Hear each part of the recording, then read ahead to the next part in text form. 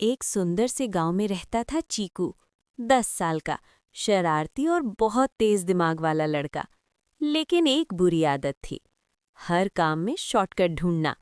पढ़ाई कल कर लेंगे, काम कोई और कर देगा। माँ डांटती, पापा समझाते, लेकिन चीकू सुनता ही नहीं। अध्याय 2, रहस्यमयी बाबा। एक दिन गांव में एक अजीब से बाबा आए। उनके हाथ में थी पुरानी चमकती हुई घड़ी। बाबा बोले, ये घड़ी समय नहीं, जिंदगी दिखाती है। चीकू की आंखें चमक उठीं। बाबा, मुझे दे दो। बाबा मुस्कुराए और बोले, अगर डर नहीं लगता तो ले लो।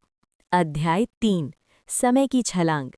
जैसे ही चीकू ने घड़ी घुमाई, वूश, वो पहुंच गया 5 साल आगे। अब वो बड़ा हो चुका था, लेकिन ना पढ़ाई की, ना कोई काम सीखा, सब दोस्त आगे निकल चुके थे। चीकू डर गया। अध्याय 4, पछतावे के आंसू। चीकू जोर जोर से रोने लगा। काश मैं समय की कीमत समझता। घड़ी फिर चमकी और चीकू वापस अपने बचपन में आ गया। अध्याय 5, नया चीकू। अब चीकू बदल चुका था। रोज पढ़ाई, माँ पापा की मदद, खेल भी, मेहनत भी। समय बीतता गया। अध्याय 6, सपनों की उड़ान।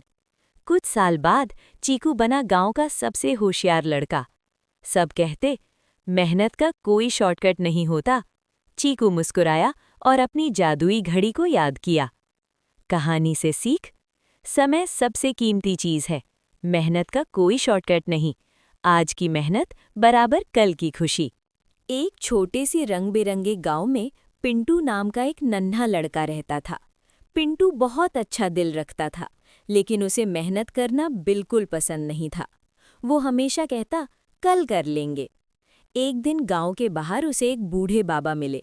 बाबा ने मुस्कुराते हुए पिंटू को एक चमकता हुआ बीज दिया और बोले, अगर इसे दिल से लगाकर मेहनत करोगे तो ये तुम्हें खुशियां देगा। पिंटू ने बीज अपने आंगन में बो दिया। पहले दिन कुछ नहीं हुआ, दूसरे दिन भी कुछ नहीं हुआ। पिंटू निराश हो गया, लेकिन तीसरे दिन उसने रोज पानी देना शुरू किया। धूप में खड़ा होकर उसकी देखभाल करने लगा। धीरे धीरे बीज से एक सुंदर पेड़ उगाया। पेड़ पर सुनहरे फल लगे थे। पूरा गांव हैरान रह गया। पेड़ से गांव को फल, छाया और खुशियां मिलने लगीं। पिंटू मुस्कुराया और बोला, अब समझ आया, मेहनत ही असली जादू है। और उस दिन के बाद पिंटू कभी कल नहीं बोला। एक सुहावनी सुबह थी। गोलू भालू जंगल में ऊँघ रहा था। तभी उसे शहद की खुशबू आई। उसने आंखें खोली और देखा कि एक ऊंचे पेड़ पर एक बड़ा सा छत्ता लटका है। गोलू ने आलस में अंगड़ाई ली और बोला, उफ, इतनी ऊंचाई पर कौन चढ़े, काश शहद खुद चलकर मेरे पास आ जाता। तभी उसके कान के पास एक आवाज आई, ज़्ज़्ज़। वहां भिन भिन मधुमक्खी खड़ी थी। उसने कहा, गोलू भाई, अगर तुम आज मेरी एक मदद कर दो तो मैं अपनी जादुई शक्तियों से ये शहद नीचे उतार दूंगी। गोलू की शर्त। गोलू खुश हो गया। भिन भिन ने कहा, देखो, नदी के किनारे कूड़ा पड़ा है जो पिकनिक मनाने वालों ने छोड़ा है। अगर तुम उसे साफ कर दो तो शहद तुम्हारा। गोलू ने सोचा, काम करना पड़ेगा, पर शहद के लिए कुछ भी। गोलू ने बड़ी मेहनत की। उसने सारे प्लास्टिक के पैकेट और बोतलें इकट्ठा की और उन्हें गड्ढे में दबा दिया। काम खत्म करते करते गोलू पसीने से तरबतर हो गया और थक कर पेड़ के नीचे बैठ गया। जादू का मोड़। भिन भिन ने अपनी जादुई छड़ी एंटेना घुमाई और गुनगुनाया। अचानक छत्ते से शहद की बूंदें टपकने लगीं, लेकिन गोलू के मुंह में नहीं, बल्कि पास के खाली फूलों में। गोलू चिल्लाया, अरे ये क्या, मुझे तो छत्ता चाहिए था। भिन भिन मुस्कुराई और बोली, गोलू दोस्त, मेहनत करने के बाद जो भूख लगती है उसमें साधारण शहद भी अमृत जैसा लगता है। और देखो, अब तुम आलसी नहीं रहे, तुमने जंगल को साफ कर दिया है। गोलू ने फूलों से शहद चखा। उसे आज तक इतना स्वाद कभी नहीं लगा था।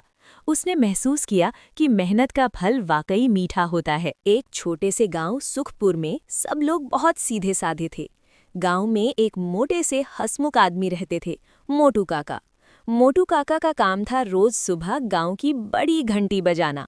घंटी बजते ही गायें जाग जातीं, किसान खेतों की ओर निकलते, बच्चे स्कूल जाने लगते। लेकिन मोटू काका को एक आदत थी, वो थोड़े आलसी थे। एक दिन मोटू काका देर से उठे, घंटी नहीं बजी, पूरा गांव गड़बड़ हो गया। कोई बोला आज सूरज ही देर से निकला है, सूरज। कोई बोला शायद छुट्टी है।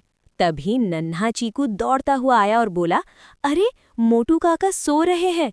सब गांव वाले हंसते हंसते मोटू काका के घर पहुंचे। मोटू काका शर्माते हुए बोले, गलती हो गई भाई, अब से अलार्म लगाऊंगा। सबने मिलकर घंटी बजाई और गांव फिर से हंसी खुशी चल पड़ा। सीख, एक इंसान की जिम्मेदारी पूरे गांव को प्रभावित कर सकती है। वीडियो पसंद आए तो लाइक करो और सब्सक्राइब करो। Please subscribe. राजू जंगल में लकड़ी बीन रहा था। अचानक उसे झाड़ियों में चमकता हुआ सेब दिखता है।